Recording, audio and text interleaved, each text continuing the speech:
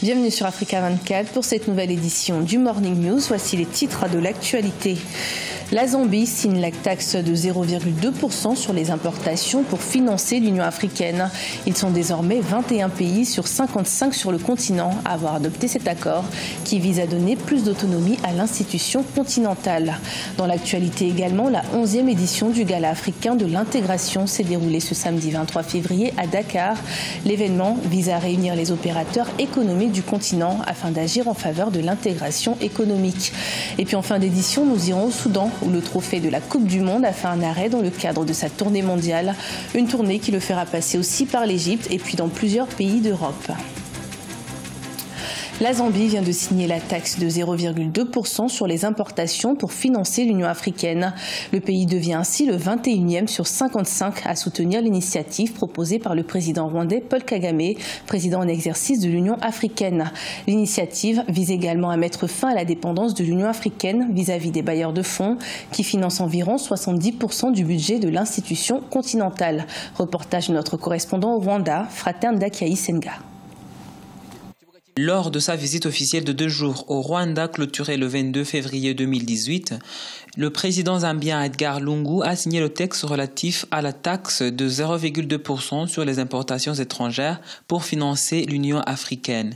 Il a ainsi fait de la Zambie le 21e pays qui signe en faveur de ce principe adopté par les chefs d'État africains en 2016.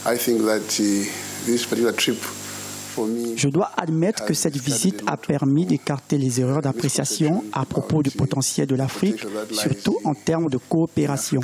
Nous avons une richesse commune et nous ne devons poser aucune limite sur notre unité.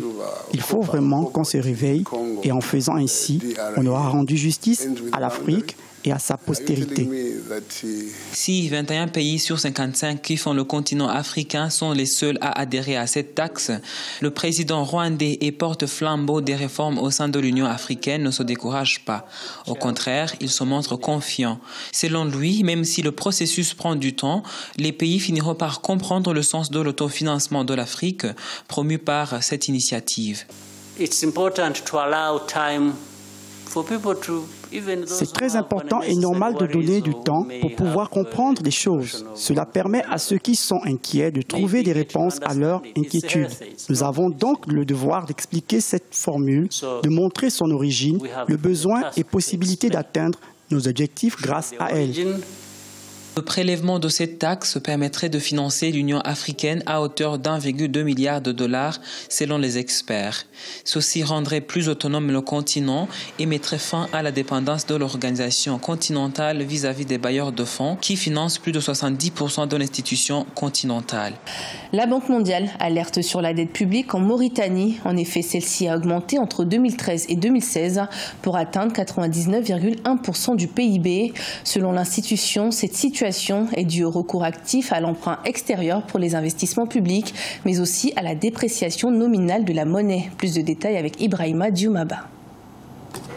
La situation économique en Mauritanie a fait l'objet d'un rapport de la Banque mondiale. Le document a été rendu public le 21 février 2018. Il s'alarme notamment de la dette publique de la Mauritanie, mais aussi de la dépréciation du ouguiya, la monnaie locale. Cependant, la Banque mondiale rassure sur la gestion de cette dette.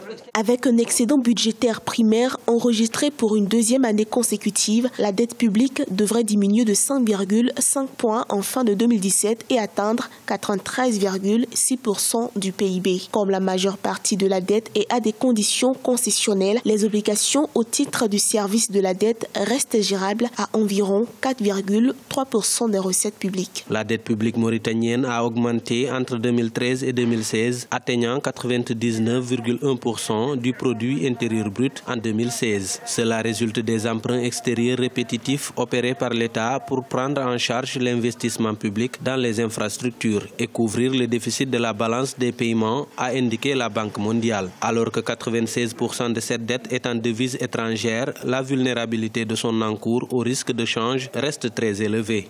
La Mauritanie reste un pays fortement agro-pastoral où 2/3 de la population est encore berger. Malgré les importants gisements miniers découverts, la reconversion n'a pas été facile par rapport à la préparation notamment des Mauritaniens à s'approprier notamment de ces différents gisements. Les véritables acteurs de la pêche aujourd'hui, malheureusement, ce sont notamment des pêcheurs sénégalais qui viennent de Saint-Louis. Si nous prenons en compte la piraterie maritime provenant de la Chine et d'autres pays, dans autant d'éléments de facteurs endogènes et exogènes, aussi bien politiques, parce que le référendum avec la nouvelle constitution, le changement du drapeau, l'adoption de la nouvelle monnaie, qui ont fini alors par fragiliser notamment la confiance que les bailleurs de fonds peuvent avoir vis-à-vis de la Mauritanie. Et c'est la raison pour laquelle aujourd'hui vous avez un surenchement de la dette mauritanienne sur le marché international. La seule alternative pour la Mauritanie, c'est de procéder à la rationalisation des dépenses publiques. Plus d'austérité budgétaire, plus de contrôle au niveau des dépenses publiques, dans les passations de marché. Si les investissements publics ont explosé la dette publique, ils ont au moins permis une reprise économique en Mauritanie. Dans ce rapport de 46 pages, la Banque mondiale a annoncé qu'en 2017, la croissance du produit intérieur brut du pays est estimée à 3,5% contre 2% en 2016 et 1,4% en 2015. Une reprise timide imputée à l'amélioration progressive de la consommation privée et à la performance des secteurs de la pêche, du commerce et des industries manufacturières.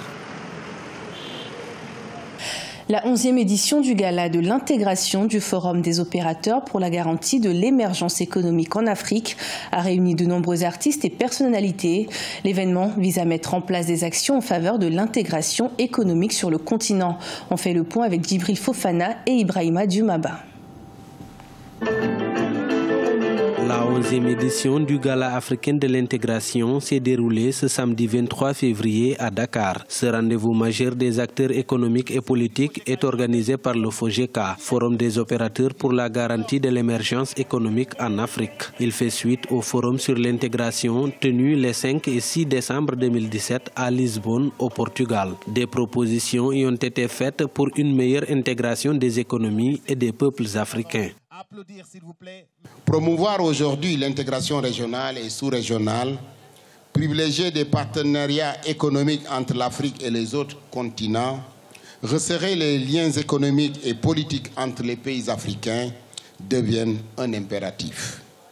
Riche de ses ressources naturelles et humaines, l'Afrique ne doit pas demeurer un espace géographique de consommation.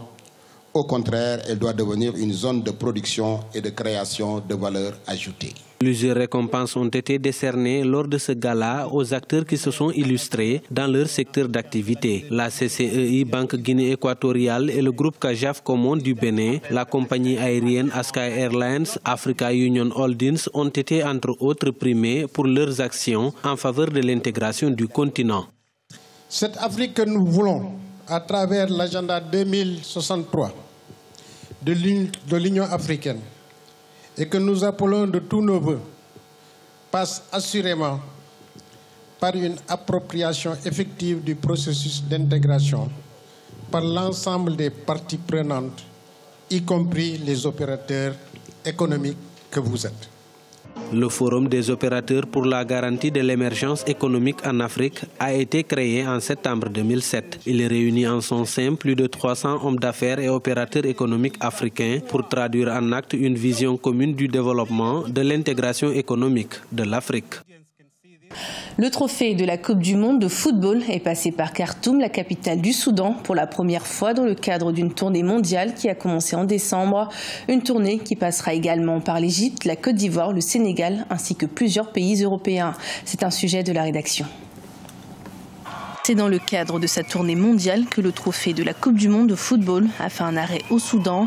Et c'est à Khartoum, la capitale, qu'il a été dévoilé en présence des représentants du gouvernement et de la Confédération africaine de football. Le sport ou les activités culturelles sont présentées de manière différente par les médias et c'est un événement important. Les gens pourront voir le Soudan sous un angle différent, autre qu'économique ou politique.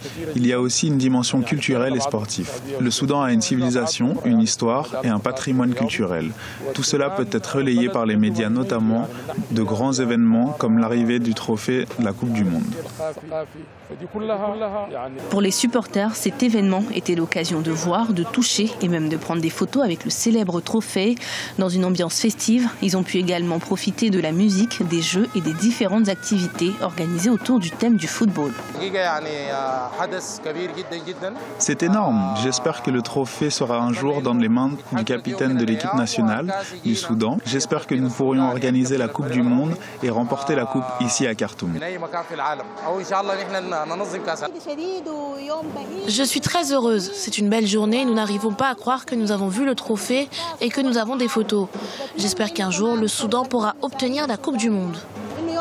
Pour le Soudan, il s'agit d'une grande première puisque le trophée n'a jamais été remporté par une équipe africaine et que le pays a raté sa chance de concourir au Mondial 2018 en Russie en perdant face à la Zambie lors des matchs éliminatoires. Avant d'entamer sa tournée européenne, le trophée passera par l'Éthiopie, le Kenya, le Mozambique, l'Afrique du Sud, l'Ouganda, le Nigeria, le Sénégal, la Côte d'Ivoire puis l'Égypte. Ce journal a été préparé par l'ensemble de la rédaction. Merci de nous avoir suivis. Retrouvez dans un instant une nouvelle édition de l'information sur Africa 24.